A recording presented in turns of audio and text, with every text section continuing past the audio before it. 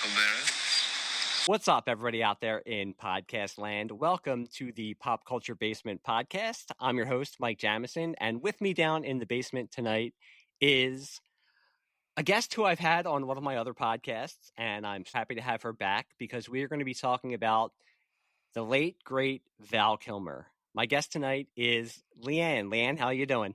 I'm great. How are you? I'm good. I'm very good. I didn't want to be all excited and crazy doing the introduction because this is my first tribute podcast. It's a good one to start with. He's Sure. got some stuff out there. Thanks, Val. Thanks for being the first one to go, so you could be my first in the tribute podcast game. We are going to talk about Val Kilmer tonight, and the reason I wanted to do this podcast, and Lan and I were talking before we went on the mic, Val Kilmer, he was one of those actors who was always around. And I don't mean this in a negative way, but he kind of faded into the background a little bit just because he was always there.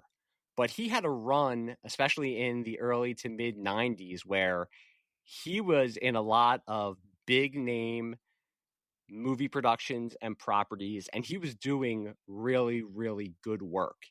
And I think at the time, he probably was one of my favorite actors. And then, as with every actor's and actress's trajectory, they kind of hit it big. They'll hit that peak. There's a few of them. I mean, you have your Tom Cruises. We're kind of in the age now where there's no movie stars, but you have your Tom Cruises who are still big-time movie stars. But, you would see him every once in a while, and he would do supporting roles. He wasn't top billing anymore. And then you heard that he was going through his health problems. When I heard the news, we're doing this about a week and a half after Val passed away. Yeah. When I heard he had passed away, 65 is very young. So it was a surprise. I knew he had been sick, but he was also in remission, and it was pneumonia, I believe, correct? Yeah, I think so. I don't think it was the actual, I guess it was throat cancer or esophageal or something. But I don't think that's what actually killed him. I think he got some other kind of infection on top of that. So of course, as soon as it happens, you go online and you see all the people posting memes and posting pictures of all of his movies. And that's where it just hit me that there was a time where I was a big Val Kilmer fan. How about yourself? When do you remember first? Probably the first thing I remember him in is Top Gun, but I've gone back and watched some of his earlier films since then, but that's the first time I remember as a kid knowing who Val Kilmer was, and the thing about Val Kilmer is that he was never the leading guy, but that's part of what made him so great. He was such a good actor. He could play the sidekick to anyone in any role. And I tell you what, though, he never got an Oscar nomination, and that's a shame. I mean, he's a really, really good actor, and everybody knows him. It's not one of those, character actors that some people know him and some people don't. Everybody knows Val Kilmer.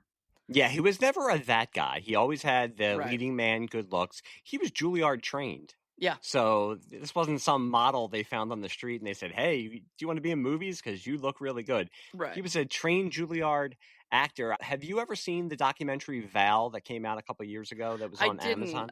I think I was overseas still when it came out, and I saw it when I was looking through stuff for tonight.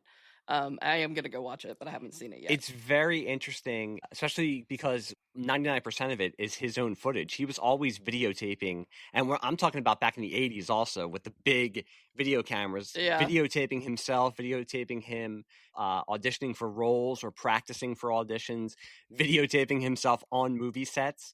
They show in the documentary him preparing to audition for Goodfellas. Oh, really? Preparing to audition for Full Metal Jacket. And he's doing voices and he's getting into characters because you brought up a good point. And I think as a movie fan, I went through my phase, and this was also in the 90s, the same time I was a big Val Kilmer fan. But I went through my phase where I have to watch the Oscars every year, and I can't wait to see who's going to be nominated and who's going to win.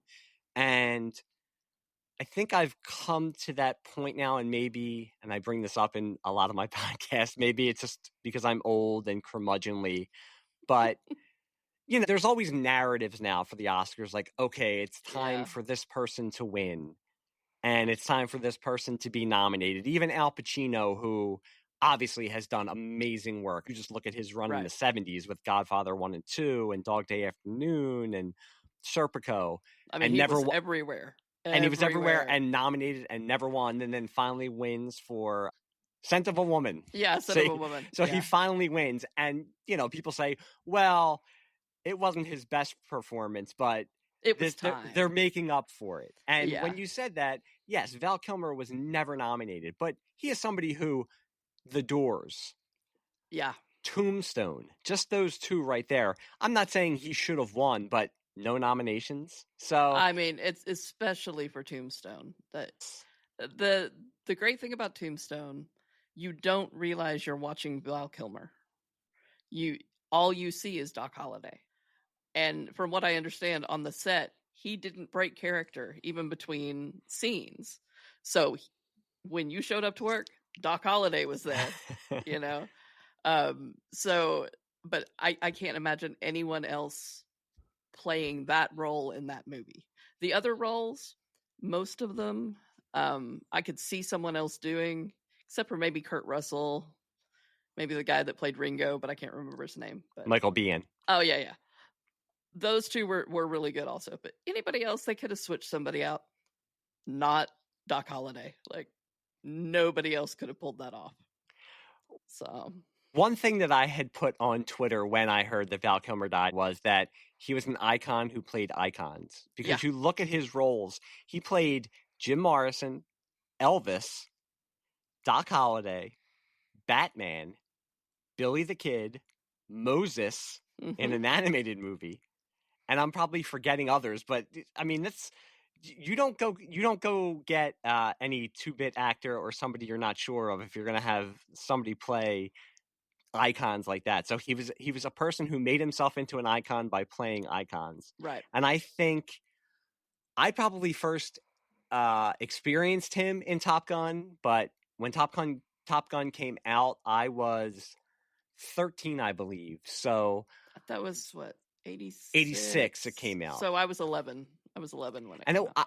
I didn't know who he was, and it was after the fact when I did know who he was that I realized, oh, that was Iceman. But you look back, and he's only in the movie for 13 minutes total. Yeah. But other than Tom Cruise, when people bring up Top Gun, that's what they remember is his performance as Iceman. Yeah, it's funny. I was a teenager during the late 80s, early 90s in high school. And all of the girls were, oh, Tom Cruise, he's just he's just it. Not me, man. Val Kilmer was my guy. So you like the bad boys. Not that Tom Cruise wasn't the bad boy in that movie, but but the Val Kilmer was my guy. He was the one I would watch in any movie that came out. Didn't matter what it was. I think it's a credit to his performance that he's supposed to be the antagonist. He's not evil, but he's the antagonist. And you're still in the back of your mind kind of rooting for him. He's He's the douchebag, but he's the douchebag you root for. Yeah. Because he's so charismatic. That's one of the great ways he played roles, and Doc Holliday was one too. Mm-hmm. I mean, he was a womanizer and a thief and a gunslinger, but you wanted him to win, So. Well, I think it goes, we're saying he's the douchebag that you're rooting for. It goes back to, it wasn't his first role, because his first role was Top Secret. And I would love to talk about Top Secret, but I think I saw Top Secret once. Yeah, I may have seen it once. I've seen clips. Yeah, I've seen clips too, back in the mid-80s. That was his first movie role. Yeah. And he's supposed to be very good in it. It's by the same team that made Airplane. So it's in that vein. I remembered him more after I got to know who he was from Real Genius. Mm-hmm. And that's also a role, it's very mid-80s, where he plays not anti-hero, but he's the wise ass. He's the wise ass student. And he's the Eddie Haskell of the exactly. movie. But he plays it with, instead of, he could have been, he takes the other student, the younger student, they're all geniuses in college. And it's basically a high school kid who gets a scholarship to go to college, and they room him with Val Kilmer, who was the first Golden Boy, who has been there for 3 years now. And instead of playing it as just making fun of this kid or being mean to this kid, he acts as a big brother to him. Yeah. And even though he's playing that role of the wise ass, there's still that warmth behind it, and you root for him. And he takes a role that could just be another Ferris Bueller type of role or any teen comedy kind of role. I watched it again a week ago. It's still a funny movie that holds up. It's very 80s. It's Oh very, yeah. very, because Oh of yeah. course William Atherton is in it playing his usual dickhead role of an Yeah. authority figure. It's very Breakfast Club, very Weird Science, But you it's know. still funny. And Yeah. it's because Val Kilmer in his second movie, he's carrying the movie. Yeah. And he puts it on his shoulders, and it's his charisma that carries and makes it enjoyable. I think for me, in all honesty, the first time that I was aware of Val Kilmer was The Doors in 1991. Yeah. And it was because it was 1991. I was a sophomore, junior in high school. That was the perfect time to get into The Doors. My dad was a Doors fan. So he had the albums, and these are the actual albums. I'm not talking about CDs. I actually have them now in my basement behind me. He had the albums, and grunge had just come out, so I'm in that headspace. And when you're a teenage boy, you're gonna start liking Jim Morrison.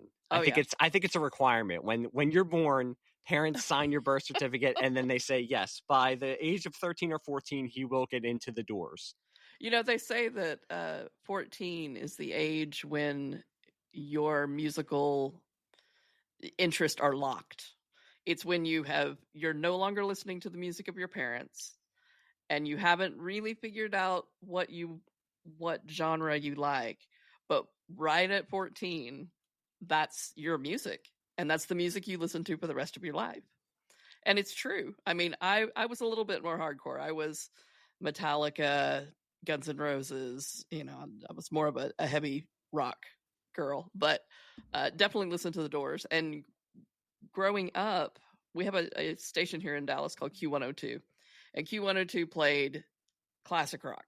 So and that was my father's station. Mm-hmm. So I grew up on Black Sabbath and Pink Floyd and the Doors, and so that was my music when I was younger. So yeah, I have very fond memories of that type of music. So. I was very much the same way. I was lucky, and what you say is true, because I do still listen to the music I listened to as a 14, 15-year-old, but I was lucky because I had parents who were into the Doors, were into the Beatles, were into Aerosmith. Right. So I consumed all of that, and all of that came to me through them. So I was getting the grunge as my music, but I also had their music too. And we had the same thing. We have a classic rock station here, 93.3 WMMR, and it's one of the only remaining stations that's not basically auto-tuned with pre-recorded DJs and all that kind of stuff. So that's what I grew up driving in the car with my dad. He would listen to Queen and tell me about Freddie Mercury and say, this guy could have been an opera singer. And that's how I learned about Queen. So I was big time in 91 into the Doors. And this is obviously before the internet, but I knew that a Doors movie was coming out and that Val Kilmer was playing him. So I went and saw the Doors. Oliver Stone made the movie. I think I took my 9-year-old cousin with me to see it.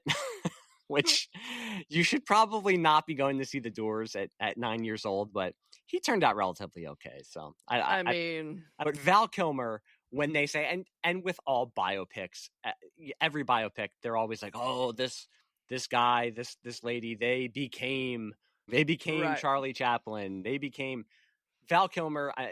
There's testimonies from the Doors who said they thought that Jim Morrison had walked through the door. There was a story right after he passed away that said, and I'm trying to think who it was one of the actresses was relaying a story of when she was auditioning for the role of Pam, his wife, Pamela Corson. Mm-hmm. And she said I think it was Jennifer Tilly. She said they were waiting in line, waiting to go in for the interview. And this car, I think it was a Mustang, pulled up blasting Doors music.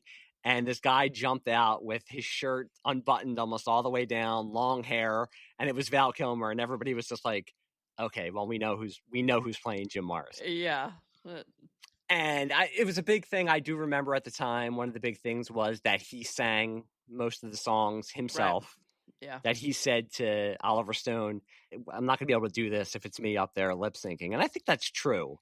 Yeah. Listening back to it, I remember I had the cassette. I didn't even have the CD. I had the cassette of the soundtrack. And at least one of the songs, I believe, was him singing. And you could kind of tell it's not exactly, but it's close enough. Yeah.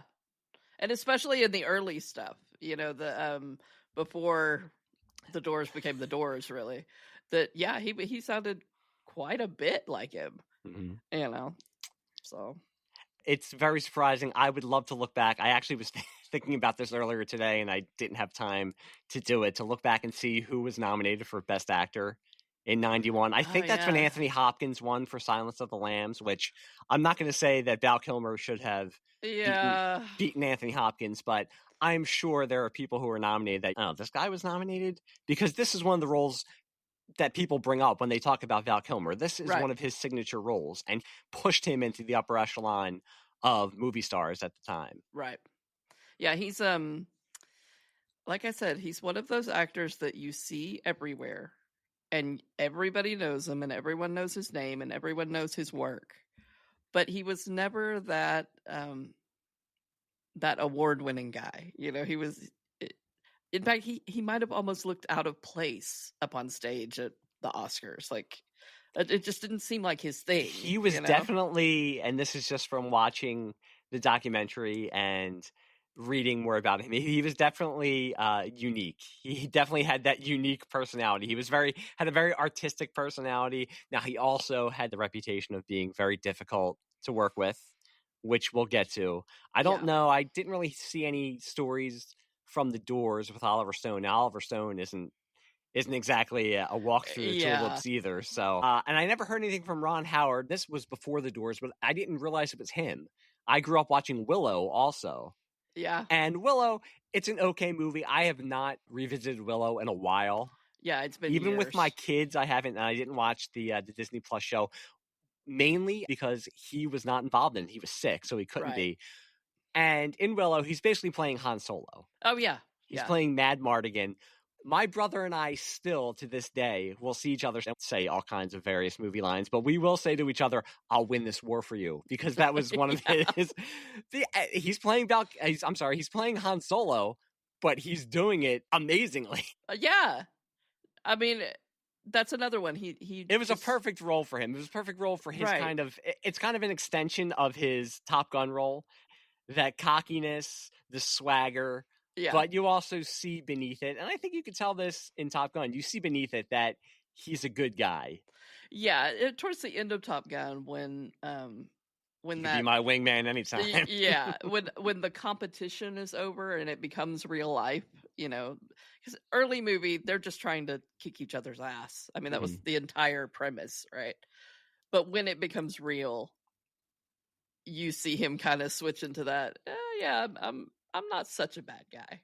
And that's what I think he's good at as an actor, where he can play that cockiness, but you could tell he's not playing it as mustache twirlingly evil. Right. He's not the evil guy. He's just the cocky guy. He's the douchebag guy. I would think if you're supposed to be able to fly these $1 million planes, and if you're going to be a swordsman who's going to go try to win a war for Willow, you'd have to be a little cocky.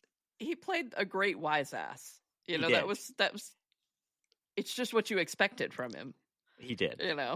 We're skipping around all the time, but have you seen Kiss Kiss Bang Bang? Long time ago. One of the last movies that he really made an impression in. And his wise assedness is put to great use in that movie, going against an all-time wise ass in Robert Downey Jr. So when you're going toe-to-toe with Robert Downey Jr., you're doing something right. Can you imagine the conversations between the two of them? Yeah, I didn't see any. And it came out in 2005, so there wasn't a lot of extras on the DVDs, so I didn't get to. From what I remember, there weren't really any kind of good stories or anything, and it was right before Robert Downey Jr. hit it big with Iron Man, so he wasn't who he is now. Yeah, that was kind of the movie where he started coming back. Yeah, that was his first step with Shane Black. That's how Shane Black got to do Iron Man 3, because he gave RDJ that role, so I think he kind of paid him back. But I didn't see if he had anything to say after Val Kilmer died. I didn't see anything that Robert Downey Jr. said. I didn't either. I didn't look for it, but I'll have to dig a little bit deeper. I'm sure. Yeah. So I had the Doors, I had Willow, and it was funny because my dad was the one who first rented Reservoir Dogs and got me into Quentin Tarantino. So again, this Yeah. is the early 90s. We already talked about grunge. We Yeah. talked about liking the Doors because you're 14. This is the early 90s, so of course you're a young boy, you're a teenage boy, you have to get into Quentin Tarantino. Yeah. Yeah. I mean, how could you And not?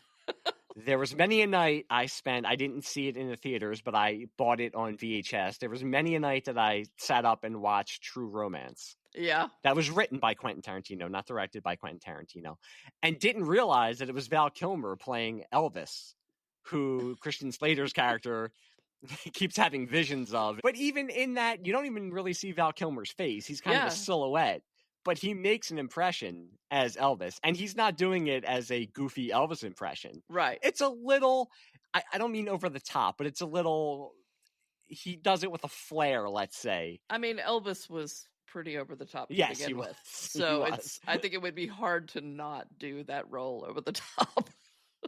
He basically plays Christian Slater's conscience in the whole movie. Yeah. And Christian Slater's another great one, by the way. He is a great one. So you're marking off, he's already got Jim Morrison and Elvis on the resume right there. Yeah. Yeah. And he goes from that to, and we've already brought it up, and this is the one that everybody brings up, but I think it's warranted because I would say it's his greatest role. In 94, you go to Tombstone. Tombstone, yeah. Every single top 10 Val Kilmer roles, Tombstone is always the top one. Tombstone came out in 94. He would most likely have been nominated for supporting actor because it was a supporting role, actor. Even though he is, and I'm not denigrating Kurt Russell because I love Kurt Russell and I love him in this movie. He was the support to Kurt Russell, but he is the one that everybody remembers from Tombstone. And this is coming from somebody, I am not a big Western guy. My fandom of Westerns is basically Tombstone and Young Guns 1 and 2. Yeah. And then maybe and Blazing Saddles. And Blazing Saddles, yes. That's right. It's my favorite Western. I actually I suggested to my son that we watch it last week, and he loved it. Yeah, he should have been nominated for the Academy Award. Yeah. He is Doc Holliday. He tells a funny story, Val Kilmer, when he met Bob Dylan, and Bob Dylan said to him, "Come on, like do some Doc Holliday lines." And Val Kilmer said to him, "Well, Bob, why don't you do some verses from Blowing in the Wind?" And Bob Dylan kind of got offended, but then later on, Bob Dylan joked around with him, and then Val Kilmer said he thought he had ruined his one-time meeting Bob Dylan, and Bob Dylan turned out to be a really great guy, and he ended up doing some lines from Tombstone for him. So even Bob Dylan was a fan of Doc Holliday. Yeah. But I think Doc Holliday basically melded all of what made Val Kilmer a great actor into one iconic role. It was the swagger, the vulnerability, the badassedness. Yeah.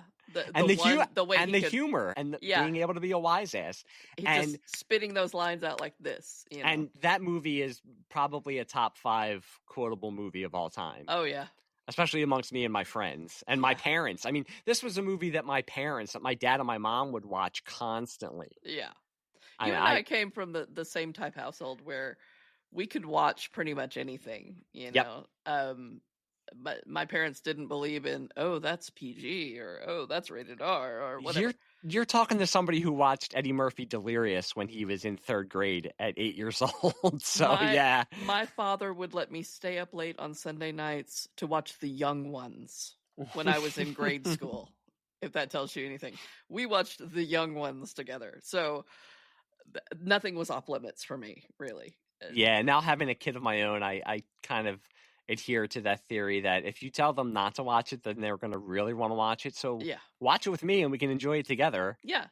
And he's at the age now where you know that this language, just don't say it to teachers or in front of people that you don't know or anything like that. Just be smart. But I'm not going to tell him not to watch any of that kind of stuff. Yeah. And it was the same with my son. I mean, he was watching South Park when he was like 6 or something. You know? I mean, it was crazy. He watched Chucky when he was 8. I mean... It puts hair in your chest. Oh, yeah. And so we were the same way with him. I was like, just don't be dropping F-bombs in front of your grandmother and we're okay. I don't care what else you say, but let's just keep it away from grandma and then we're all right. So yeah. Tombstone, I think it was a hit. It wasn't, as much as people bring it up now and as much as it's remembered, especially for his performance, I don't think it was this huge blockbuster, but it was a big enough hit. I think it also gained a cult following when it went on to, back then it was on VHS, and this is one of those movies I've owned on VHS. Yeah. I've owned on DVD. I plan on buying they just came out with a 4K Steelbook. I will buy that. I need to get that. He should have been nominated for an Oscar. It's not like it's Unforgiven, which is a deconstruction of the Western, and it's one of the greatest movies ever made. It's a pulpy, fun adventure. I don't know how historically accurate it is, but all I know is I watched it and I wanted to smoke cigarettes, be called a lunger, play poker, and shoot people because Val Kilmer was cool. And sling that cup. Exactly. That I can do. I think I can sling the cup. I don't know about the gun, but I can sling the cup. Yeah.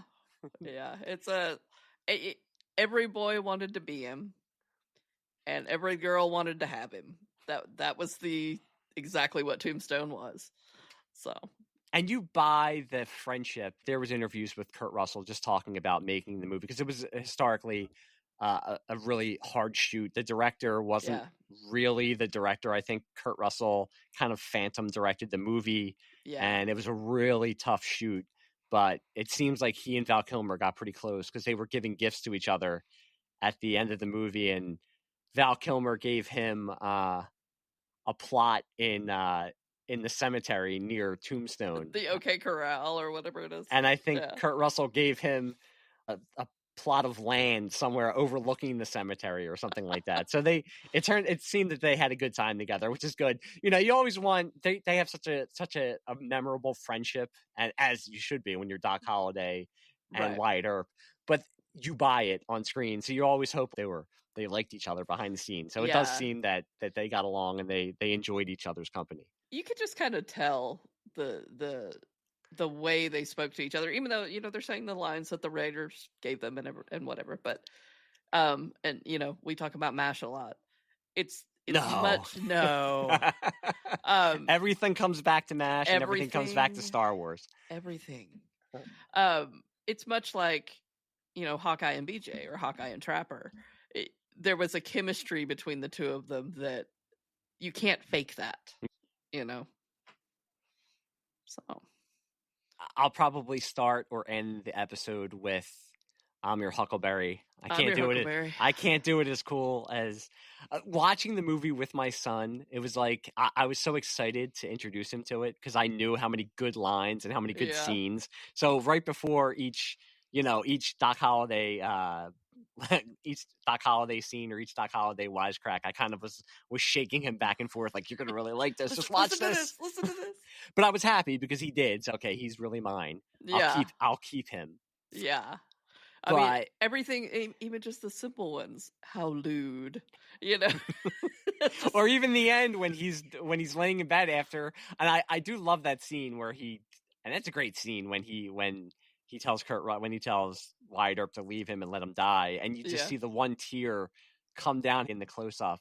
Yeah, and it's so great. And then Wyatt Earp just says to him, "Thanks for always being there, Doc," and walks away.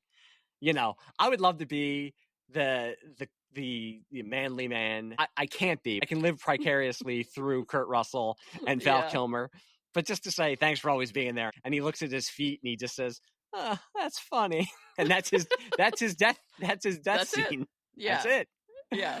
Which is a very Doc Holliday kind of death scene, I mean, I could just do the whole episode of just his quotes and fill up the whole episode. Yeah. I had to explain to my son what it meant when he said to Kate, "You're not wearing a bustle." You're not wearing how lewd. How lewd. There you go. So or when the doctor tells him you have to give up smoking and your nightly activities, and you just hear him say, "Get out of my sight." Yeah. But what's funny about that movie, even though he was the supporting actor, the lines that everyone remembers are his. Mm-hmm. Yeah. You have the Kurt Russell "Hell's Coming With Me" line, but But other than that, 90% of what people can quote from that movie are the Val Kilmer lines. And and this is not an exaggeration. I think after MASH, again, coming back to MASH, after MASH, the most quotes that I use in my real life are probably Tombstone quotes. Yeah. Because especially after I have a cold or something, and then I come down and I see my wife or my kids, and I'll say, I wasn't as sick as I let on. Or, Johnny Ringo looks like someone just walked all over your grave. Yeah. That he was great too. I mean, Michael B. He's from Terminator. Michael B. Yeah. He's another one of those 80s that guys who should have had a bigger career and never did. I think he actually, and this is going to lead into the next role we're talking about, I think he auditioned for Batman in 1989. I think everyone auditioned. Yes, well, they had their ideas for Harrison Ford and Bill Murray. Bill Murray at one point was considered when they were thinking about kind of making it a comedy. Bill Murray would have been a great villain in Batman. He would have been. He could have been a good Joker. Yeah, he could be the Joker or the Riddler. He'd be funny. Yeah. But leading into the next role and by this time, 91 was The Doors, 94 was Tombstone. This was before the internet, so and this is like this is like one of the milestones of my life. I distinctly remember being in my kitchen in my row home in Southwest Philadelphia that I bring up every episode, and reading I think it was the National Enquirer, or it might have been the Philadelphia Inquirer, and it was in the entertainment section. But reading that Michael Keaton was not coming back to Batman, and that Val Kilmer had been given the role. Like, now you would have found this out. It would have been on the internet, and 8 million websites would have had it. It would have been on Twitter, and everybody would be going nuts. But coming off of Tombstone and being the huge comic book and Batman nerd that I am, this was like manna from heaven. And I love Michael Keaton as Batman. I still love Michael Keaton as Batman. But the comic dork that I was, even then, it wasn't like now with the MCU and 35 interconnected movies and DC having all these movies. You got these comic book movies every once in a while. So Batman 89 was such a big deal. And I loved it. But the comic nerd in me, always in the back of my head, was saying, well, he doesn't really look like Bruce Wayne. And Bruce Wayne's supposed to be this big guy who's good looking. So when they announced that Val Kilmer was going to be Batman, I could not wait. Oh, yeah. And of the Batman movies, I mean, at this point, who hasn't played Batman? But I haven't yet. I'm waiting for the call, but I have not. Yeah. Let me know when you get that call. I think you'll be waiting a long time. Just a little bit. It's not the one that people talk about the most. It's not the one that is the Batman, right? But you also never hear, oh, Val Kilmer was terrible in that. He should never have been Batman. You never hear that either. So no, he wasn't Michael Keaton. He wasn't, Christian Bale. Batman. Yeah, Christian Bale.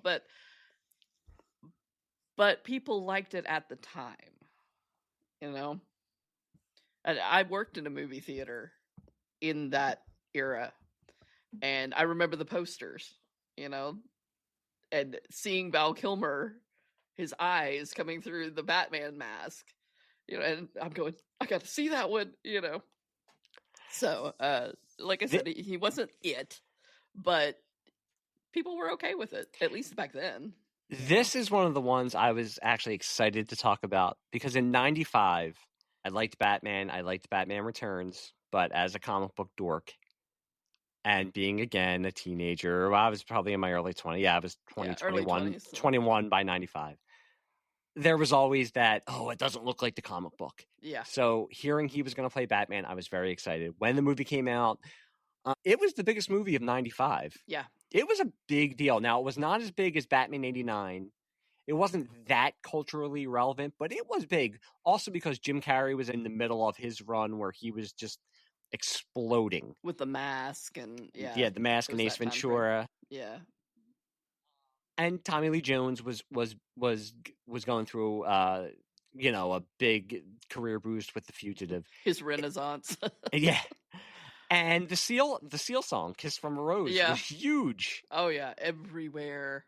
When I saw the movie, I enjoyed it, And then, being the dork that I was, I said, well, it's not the dark, serious Batman that Michael Keaton was. Yeah. But as the years have gone on, I think from that original 4-movie run with Batman, Batman Returns, Batman Forever, and Batman and Robin, it's actually my second favorite. It's always fun to watch. Yeah. And being a Batman fan, and also maturing as I have over the years, Batman has been around for almost 100 years. Yeah. He has been through his dark phase, his science fiction phase, his campy phase, his detective phase, his I'm a psychopath phase. Yeah. And that's what makes him so popular. You can do a million different things with Batman. Yeah.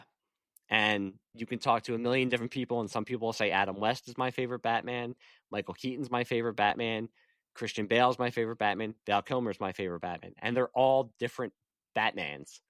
Also, being a comic book dork, it's very much all the Batman movies kind of fall into those. Michael Keaton ones are kind of like Batman in the 30s when he first started, and they were dark and kind of macabre. And then the Val Kilmer movie is kind of like in the 50s when it started to get a little bit more colorful and a little bit more fun. And then the Clooney one, which I've softened on over the years. It's not a great movie, but when my kids were young, that was the one you would show them because they could watch that one. Yeah. The Clooney one is basically Batman 66 on the big screen. And but he's a good Batman. He's a very good Batman. He's got to be he is kind of taking on what you said about Kurt Russell in Tombstone. He's kind of taken on the Kurt Russell role because Jim Carrey and unfortunately Tommy Lee Jones are just going way over the top. Now, Jim Carrey, I enjoy as the Riddler. You can do that Riddler kind of characterization. Yeah. I'm going to be a comic book nerd again. I like Tommy Lee Jones as an actor. His Two-Face is basically the Joker, but with an acid-scarred face. And there's always a funny quote that Jim Carrey tells that he was in a restaurant and he saw Tommy Lee Jones before the movie started. And he went to go introduce himself and he said, "Hi, we're going to be in a movie together." And Tommy Lee Jones just looked at him and said, "I cannot sanction your buffoonery." But it seemed like Tommy Lee Jones was kind of trying to match his campiness, his over-the-topness, which didn't fit the character. Saying all that, it's my second favorite of those original 4. It's a fun watch. And it's the most 90s of all those Batman movies. It's so 1995. Oh, yeah. It's the 90s in a nutshell. You know, interesting. Here in Dallas, we had a radio DJ on the Eagle, and his name's Russ Martin. And he was actually friends with Adam West. He was a huge, huge Batman fan. He had a Batmobile. The guy had money. He had a Batmobile, and he would take it up the tollway, and it had the afterburner on the back. Sure. And he would light it up going down the tollway at night. And I listened to Russ Martin for 25 years, I think, before he died. And that is forever stuck in my head because I love the movies, and I had this like real life Batmobile that would go up and down the roads, and he'd go, you could see it up at the station, or he'd take it to an appearance or something. And so it's ingrained in me because I got to actually see the Batmobile. So this guy is basically, see that meme, and you'll know if I win the lottery. I won't say anything, but you'll know. That would be me. I would just pull up in a Batmobile. Yeah. And actually, the Batman Forever Batmobile is my second favorite Batmobile, but behind the Batman '89 Batmobile. I have a Christmas ornament of it on my. Of course you do. Oh my God! Yeah, of course I do. But now, if we could just get MASH Christmas ornaments. Sure, you could just get the swamp. If you could just have the swamp as an ornament, there's got to be somebody who can make custom Christmas ornaments. With my tens of listeners, come on, somebody out there, make me a MASH swamp Christmas ornament, or even the signpost. You could just that would be signpost. There you go, exact. That would be great. That would be easy to make. Sure, yeah. I think you should make them, or the best care anywhere. They should make them and sell them on their Patreon. We'll put it on the merch page. But to get back to Val Kilmer, with Batman Forever, Joel Schumacher and Val Kilmer very publicly after the movie clashed and talked about Joel Schumacher especially talked about how difficult Val Kilmer was on set. And Val Kilmer has not denied this. He does say that he was difficult on set. So I don't know if there's conflicting reports of Val Kilmer said that he was not coming back, or Joel Schumacher asked WB not to have him back. Yeah. I think the story was because Batman Forever was such a big hit, they went right into pre-production for Batman and Robin. Yeah. Before that, it had been 89, 92, and 95, so it was 3 years between each movie. Batman and Robin came out in 97, so 2 years after. And it's you could tell because it's basically Batman Forever. It's the same beats as Batman Forever, except with Mr. Freeze and Poison Ivy. It's just like the extension. Yeah. Almost. But I can't wait for my George Clooney podcast to talk about that. But Val Kilmer, he said that he had agreed to play the Saint in the movie The Saint, so he would not be able to film Batman Forever. And it's a shame. I would have liked, maybe not necessarily see him in Batman and Robin because it's not a great movie, but I would have enjoyed seeing him in more Batman movies. I like him as Batman. With him as Batman, they were able to do more physical things as opposed to Michael Keaton. And Michael Keaton is great as Batman, and he has that aura about him where he could just stand there and he looks like Batman, and he is Batman. He is Batman. But Val Kilmer, and I know it's not him, it's mostly stunt guys, but he could do a little bit more for the physical stuff that you want to see with Batman. So that opened up a little bit more. He seemed to be more like there are several people who have played Batman, and a lot of what I remember about it is just the brooding look, right? You don't really remember what he said. You just remember that glare. But when Val Kilmer played it, I remember him like actually acting the role, doing the lines and the stunts and things. So I think he just played it a different way than he's a very good Bruce Wayne. He played it a little bit lighter. Now, I don't think he played it campy per se, and the movie does fall into camp in some spots. There's very famously, there's a big thing on Twitter, the release of Schumacher cut. A lot was cut from the movie that supposedly delves more into his psychology. They call it the Red Diary cut also. Oh, yeah. That delves into him blaming himself for his parents' death, and it makes it a little bit more serious. Yeah. I think he plays with the duality of both of Batman and Bruce Wayne.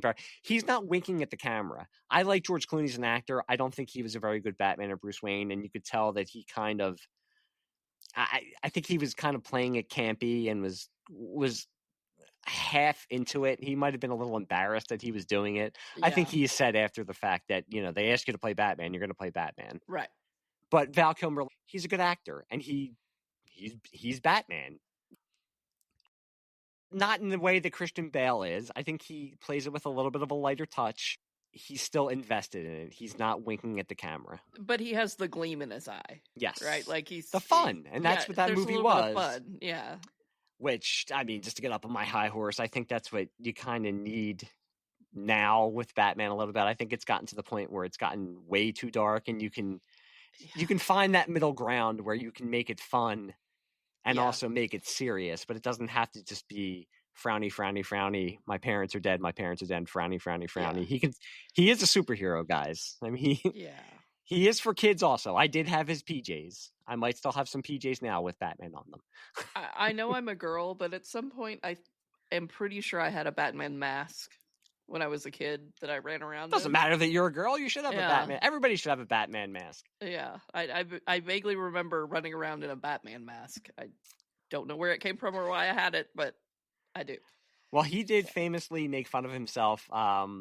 Warwick Davis had a show on, it was kind of like a Curb Your Enthusiasm kind of show. I think it was on the BBC. And there was a scene where he's talking to Ricky Gervais, and he's trying to get Ricky Gervais to give him money to invest in a production. It's Val Kilmer standing behind him with a Batman mask on, and he says, "Can you guess who this is?" And Ricky Gervais is like, "I don't know, Michael Keaton." He's like, "No." George Clooney, no. Christian Bale. And Val Kilmer pulls it off, and he's like, "It's me." He's like, "Nobody ever guesses it's me." So he was able to make fun of himself. Well, he was, from what I understand, he was very much a method actor. He was, when he got into a role, he was in it hardcore until the end. And those actors tend to be labeled as difficult. Mm-hmm. That's across the board. Anytime you have an actor that gets that deep into a role, they almost always get called out as being hard to work with. So I don't know. he seemed like such a fun-loving kind of guy in every interview you've ever seen him in. But I think he was just very, very serious about his acting, and not every actor is, Yep. you know. Especially then, I think with youth in the 80s and 90s, he was just, that's what he wanted to be. And Yeah. he was an actor. And he's admitted it over the years. He has said, yes, I know I was, I think with age and being sick, I think and with hindsight, I think he realized his reputation. And I think he realized the error of his ways. And this brings us, because he did star in The Saint after this. And that was the kind of the end of his big time run Yeah. as a movie star. I think The Saint did okay. I remember seeing it in the theater. I haven't seen it since 1997. I remember him being good in it. I mean, it's the kind of role he gets to wear a lot of different disguises and Right. do funny accents, and he's playing a spy. So I'm sure he was very good in it, but it's not a movie that was, to me, was great, and I've never Yeah. revisited it since. For me, the really last memorable and last iconic role that he had was Heat Yeah. which was also in 1995, the same Yeah. year as Batman Forever. And it's another one. He's not above the title star. You got Pacino and you got Robert De Niro, so he's supporting both of them. But he again makes an impression in the short time that he has, and it's kind of a little bit of a different role because we've said that he has such that charisma, and he can play that wisecracking swagger. Right. This is more of a quiet kind of menacing role, but he holds his own against two acting legends. Yeah, in that movie. Look at who he's going up against, and that was during their heyday. That was that was the movie ever. That was the big thing. It was the first time they ever shared the screen together. They were in The Godfather 2, but they never had any scenes together. This was the first time that they were going to be face to face. In a movie. So this is the kind of stuff we got excited about before the internet. It was like, oh my God, Al Pacino and Robert De Niro are going to be in a movie and they're going to be talking to each other. Did you realize we're the last generation that knows what before the internet means? Yes, I do realize that. That's a bit depressing. But yeah, I can remember calling the movie phone to figure out when to go to the movies. We're also the last generation to remember what the movie phone was. Yeah, and that voice. Is it the voice, or do you remember Kramer doing the voice from Seinfeld? I actually remember the voice. To Movie Phone. Yeah. No, I remember the voice too. Yeah, it's embedded in our brains now. Like if that guy ever did a commercial, we'd all be like, "It's the Movie Phone guy." So yeah, but and nowadays, like you said, everything is instant. Yep. When we knew there was a movie coming out, the only reason we knew is because we saw a poster. Or we saw maybe an interview on MTV. Or you watched Entertainment Tonight. Entertainment Tonight. Yes. Yeah. That's where you saw all the trailers. I can remember seeing the trailer for Batman Forever on Entertainment Tonight. And videotaping see them on Johnny Carson. Yep. Or Jay Leno or whatever. That's the only way we knew these movies were coming. So there was a lot of build up to it because we didn't get all the behind the scenes and the millions of interviews and the leaked footage and all that. It was exciting to go to the movies. Yeah. Now partially because of my age, I'm much more excited to sit at home and stream it. But I do still enjoy going to the movies. So yeah. But I think with Heat, it's kind of a testament to his performance and the character that I read the Michael Mann Heat 2 novel, and now he's making it into a movie. And his character is basically the main character in Heat 2. Now, I think Austin Butler they're going to get to play his character, and I like Austin Butler. It's going to be tough. But he's not Val Kilmer. I was going to say, it's got to be tough stepping into Val Kilmer's shoes. And I think Austin Butler is a really good actor. This will be the second time because he played Elvis. Yeah. So it'll be the second time he's taken on a role that Val Kilmer has had before him. Well, and even Tombstone, the story of Wyatt Earp is iconic. Like everyone knows about Wyatt Earp, and they've made a million movies with Wyatt Earp in it. The Kevin Costner one came out a couple months after Tombstone and is kind of basically forgotten. It's a way more prestige movie type of look at it. And Dennis Quaid, I've seen it. It's okay. It's okay. It's very much in that vein of Unforgiven, where this is a respectable Western. Right. Dennis and Doc Holliday is always going to be the standout character because he's the one who has tuberculosis. So yeah. And Dennis Quaid is good as him, but you're doing it after Val Kilmer's done it. Right after Tombstone. Yeah, so you're kind of in a lose-lose situation there. But even if they made Tombstone again, or any version of Wyatt Earp and Doc Holliday, I will never be able to see anyone but Val Kilmer doing that. Yep. Yeah. There's just no way. I was gonna jump to Kiss Kiss Bang Bang, but I do want to bring up The Island of Dr. Moreau. Because that is just I actually saw that in the movies. I did see that in the movies. It's Val Kilmer and Marlon Brando. So this was we talked about Tombstone being a difficult production. This was a historically difficult production. Yes. There's a whole documentary, which I have not watched. I want to, about the making of The Island of Dr. Moreau. But because you have Marlon Brando, who's basically just thrown in the towel. He's doing anything for money. Oh, yeah. So he doesn't care. And you have Val Kilmer, who is in the midst of his difficult phase.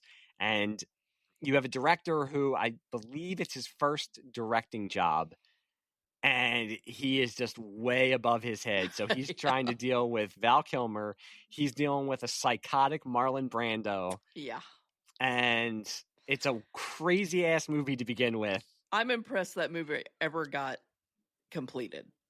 Like, I can't even imagine what that set was like day to day. It's a weird movie, but if it's remembered at all now, it's remembered just for how insane the whole production was. Just wild. Yeah. Yeah. So, and, it just, like I said, Marlon Brando.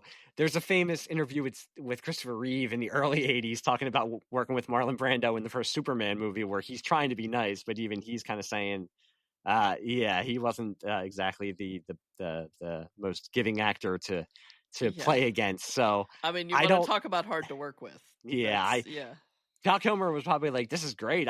Well, in all honesty, I think Val Kilmer didn't come off too rosy from that production either. So he must have been a pain in the ass if you're being compared to Marlon Brando, who is basically sunning himself and not learning his lines. Yeah, he's world famous for not doing that movie.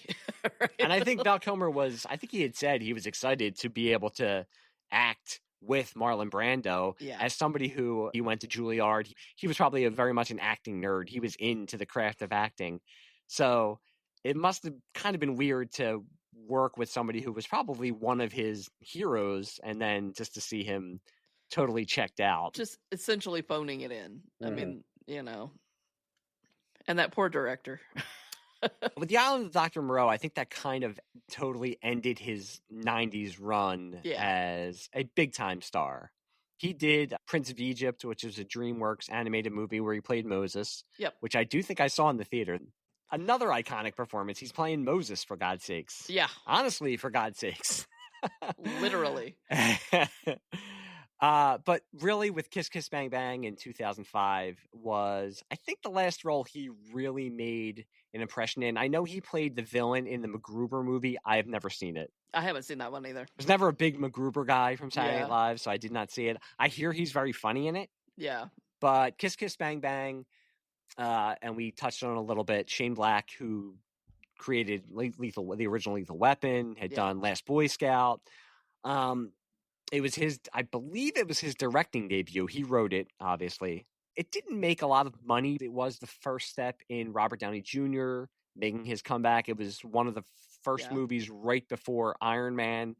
But Val Kilmer is great in this movie. He is hilarious. Yeah. And he is one of those actors who, I think Shane Black, you have to be able, with the way he writes, it's very specific. You have to be a certain type of actor, and Val Kilmer and Robert Downey Jr. are perfect for his dialogue. Yeah. It's another of those roles. Not very many people could pull that off. And it's another one where he plays a cocky, wise-ass type of guy, but you cannot help but like him. Yeah.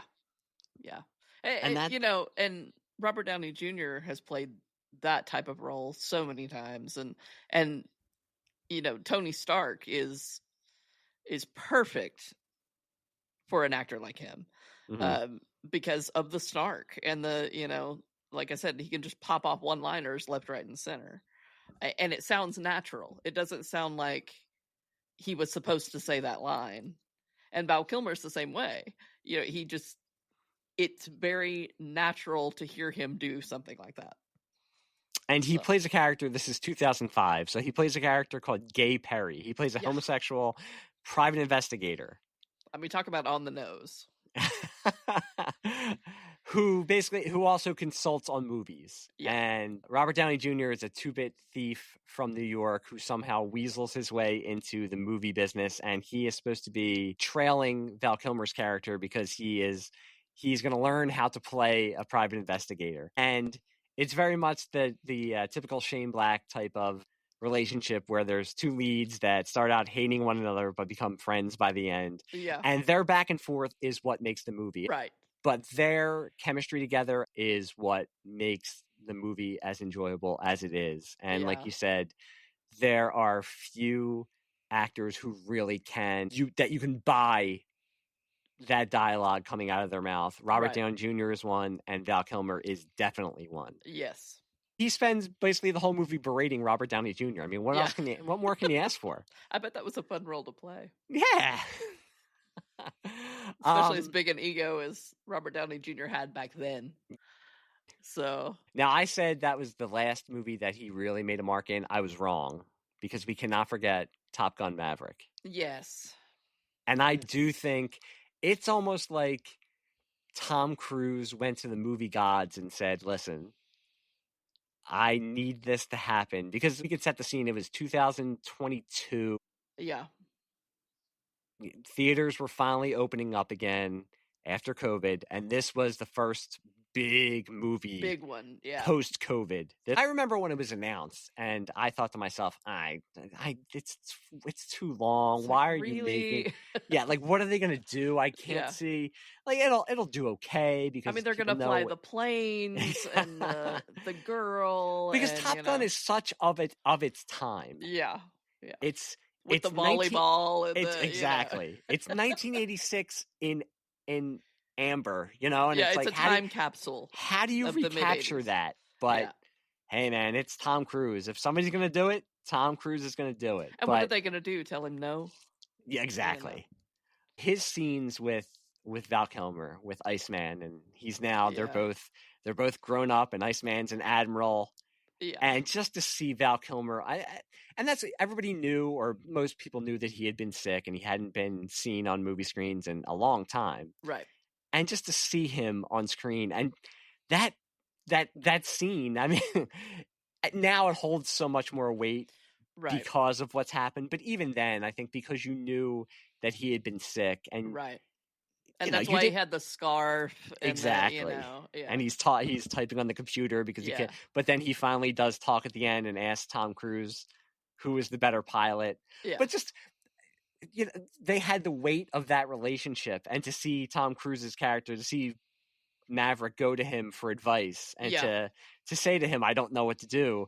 And we brought it up from the original movie that deep down you knew that Iceman, he wasn't the villain. He was just the wise ass who was competitive. And to see them, you didn't have to be told about their friendship. You could just feel that there was a whole friendship that had gone on all these years later. And this is who Maverick goes to ask for advice and to confide in.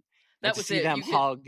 You could tell that they had seen each other over the years. It wasn't just all of a sudden call Iceman. It was, they knew each other. They really, really knew each other. Yeah, as much as I would have loved to have seen Meg Ryan because she was in the original, or to see, I don't know, somehow Tom Cruise talk to the ghost of Goose and Anthony Edwards appears on the screen. He comes back in AI or something. Thank God they didn't do something like that. Yeah. But it was just such a worthy send-off, one for the character, and two as for Val Kilmer. A send-off for Val Kilmer. If that's going to be his swan song, what better swan song can you get? And Tom Cruise talked about it. He said he was happy. I think he had said that he insisted that they come up with some kind of scene between him and Iceman. Just So some way to put him in there, yeah, even if it's only 2 minutes long. as much as Tom Cruise can be a crazy person, he is a movie fan, and I think he knew, okay, this is what fans want to see. They want to see Val Kilmer. It doesn't matter that he's not the Val Kilmer from 1986, and he might have been sick, and he's not the same. Fans want to see what has been going on with Iceman, and they want to see these two characters interact one more time. Well, and Top Gun, I mean, he had movies before that, but Top Gun is really what made Tom Cruise. That was how he became what he was. And that movie would not have gone as well as it did without the characters like Goose and Iceman. It wasn't just about the flyboy. It was as much the secondary characters as it was him. And I think he knew that.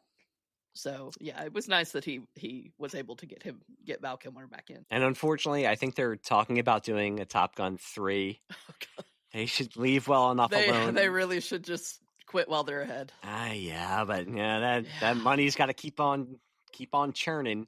What better if you're an actor's actor like Val Kilmer and you're aware of the history of Hollywood? What better way to go out than with that scene with Tom Cruise, and then in the movie, Iceman passes away and they go to the funeral and Tom Cruise is very emotional. That's what a lot of people are going to remember as his last role. And I mean, what better way to go out as someone who has been a Hollywood lifer? Yeah. It's almost storybook to go out that way. It's a full circle thing, and like we said, he had movies before, or Val Kilmer had movies before Top Gun, but that was really when he got going. That was the beginning of his peak.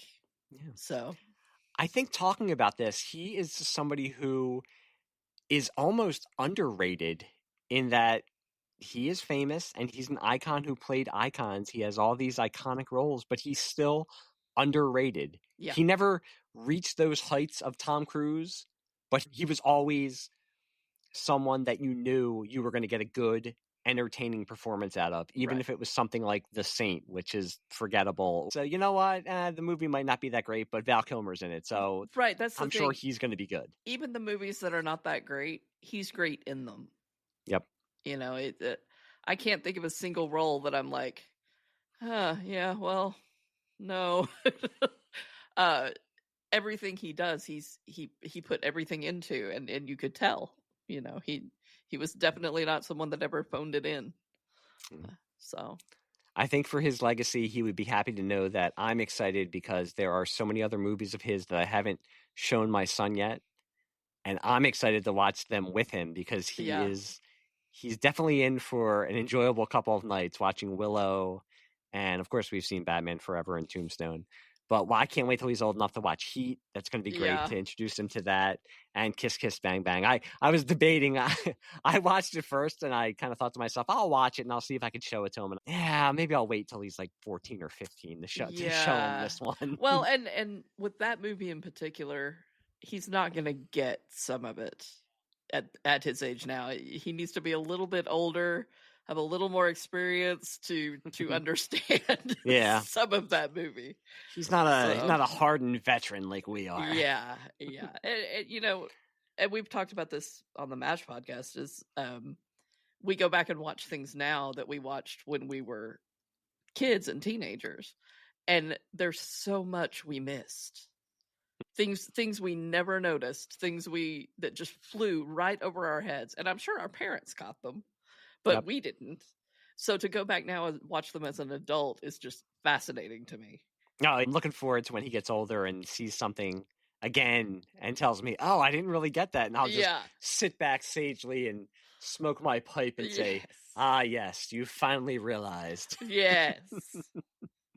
But Leanne, I had fun doing this. I really wanted to do a tribute to Val Kilmer because I think nowadays when actors pass away, it's because, and we keep bringing this up, we're in that age where we can all experience it together and say, oh, I can't believe this person passed away. I mean, there's been actors and singers and famous people passing away for years and years, but nowadays everybody says like, oh, it's happening so fast. All these people are passing away. But I just think it's because we all experience it together now. Right. But I saw you would put on Twitter or Blue Sky that, yeah, this one hurts. And I didn't realize until I was like, yeah, this one does hurt. Like I'm going to miss Val Kilmer, even though he really hadn't been in the spotlight the last couple of years. It was good to know that, hey, maybe he'll pop up in a movie. Yeah.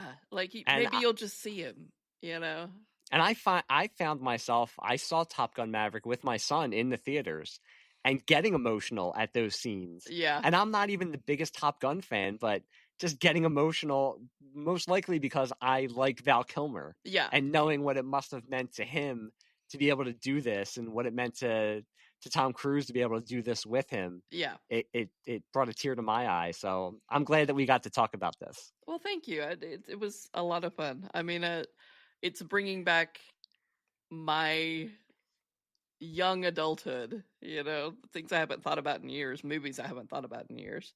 So I enjoyed it.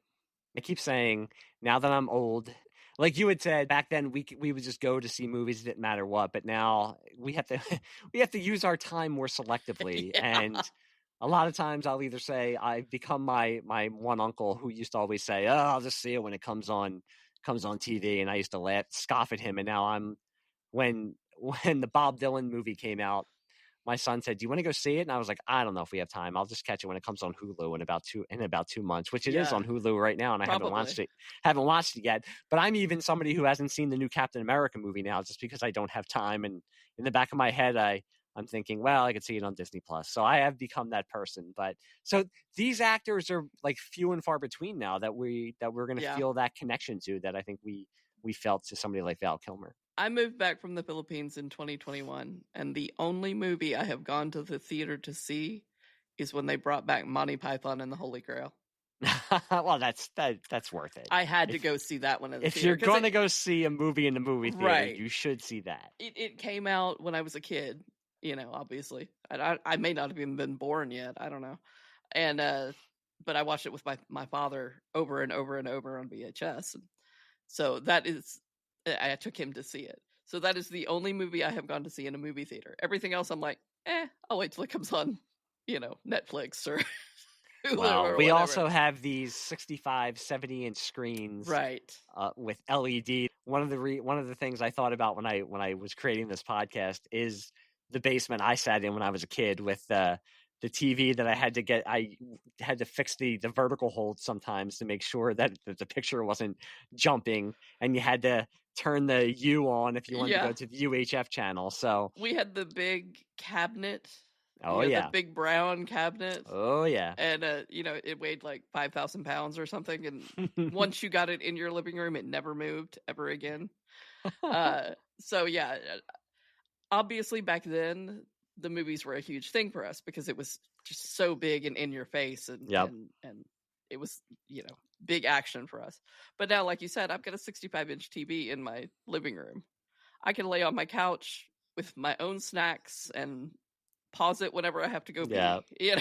So and also we're of a certain vintage. I took my son, I dropped him off to go see the Minecraft movie last week. Yeah.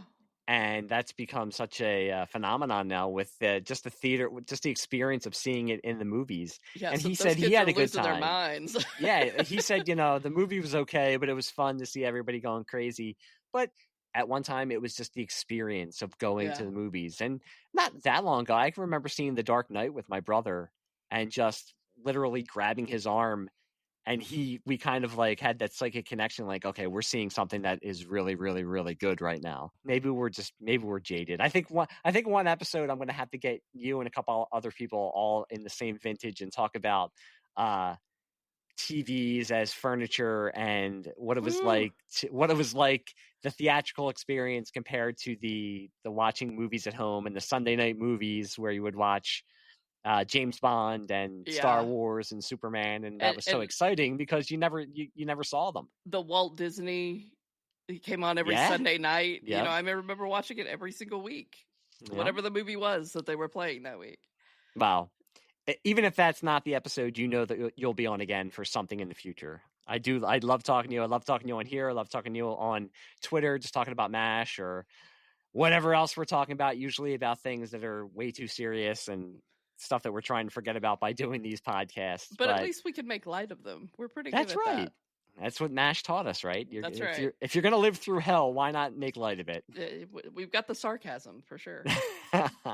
But do you? I don't know if you want to let people know where they can find you on Twitter or anywhere else, or if you want to stay safely anonymous. No, I'm too loud to be anonymous. On Twitter, I'm at the Bella Sissa, and on Blue Sky, I'm bellasissa.blueskysocial, whatever the end of it is. Just look for Bella Sissa. Just look for Bella Sissa. There's only one of me. Fair warning, I am a bit of a loudmouth, and I don't pull punches. But, and that's why we love you. But I have fun doing it. Yeah, that's why we love you. Well, thank you. And if you guys are looking for me on Twitter, as I always say, I will not call it the other thing because fuck that guy. Oh, yes. If you're looking for me on Twitter or on Blue Sky, it's Mick Jamison1 or This Lightsaber Kills Fascists. And look for Pop Culture Basement on Apple, Spotify, all reputable podcast sites. And unreputable, And unreputable. I mean, it's me, so, I also do another podcast called Sleazebag Cinema, so look for me there also. I graciously ask if you could give me a like, a share, a review on Apple or on Spotify. It just helps get the podcast out there to more people who would hopefully enjoy the fun things we're talking about. But again, Leanne, I had a great time. Thank you for coming on. And a little bit behind the scenes, I had to cancel a couple times. Leanne had stuff going on, so I'm glad that we got to do this because I was really excited to talk to you about Val Kilmer. I had a great time, and thank you for coming on. Thank you so much. Very happy to be here. I'm happy to have you on. And thank you guys for listening, and we will see you soon. Bye. Who's your tailor? I took the liberty, sir. What's that stand for? Robin. Riddler and Two-Face can make a pretty lethal combination. Figured you could use a hand. 2 against 2 are better odds. I can't promise I won't kill Harvey. A man's gotta go his own way.